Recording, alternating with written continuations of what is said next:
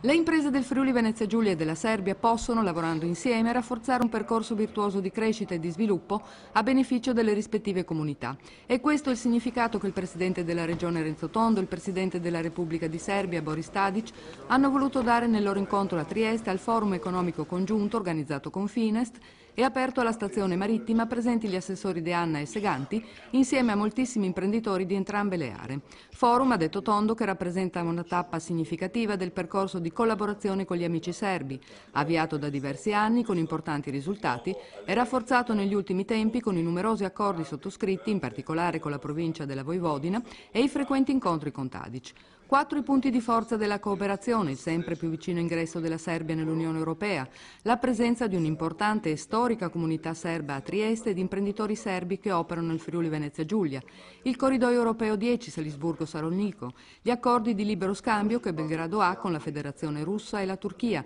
che apre a mercati di grande interesse, 4 i tavoli di lavoro: metalmeccanica, legno, tessile, ambiente, energia, agroalimentare. In futuro la cooperazione sarà estesa sempre di più anche alla conoscenza, all'università e alla ricerca, una leva fondamentale, hanno concordato Tondo e Tadic, per superare l'attuale crisi. I processi di internazionalizzazione e di ampliamento dei mercati sono fondamentali, ha sottolineato Tondo, per mantenere in Friuli Venezia Giulia il cervello delle imprese, per offrire in prospettiva nuove opportunità di lavoro alle nuove generazioni e ai nostri giovani altamente qualificati. La presenza di Tadic diventa un orgoglio e un onore, un segno di grande attenzione, tenuto conto che il presidente serbo ha scelto la tappa in Friuli Venezia Giulia subito dopo la visita in Lombardia. Trieste, ha ribadito Tadic, continua storicamente a rappresentare per la Serbia la porta d'ingresso in Europa. Qui la comunità serba ha fornito un contributo determinante 2 secoli fa allo sviluppo economico e non solo della città, molto prima che venissero istituite relazioni ufficiali fra i due paesi. La Serbia, come ha dimostrato anche la recente visita del primo ministro Mario Monti a Belgrado,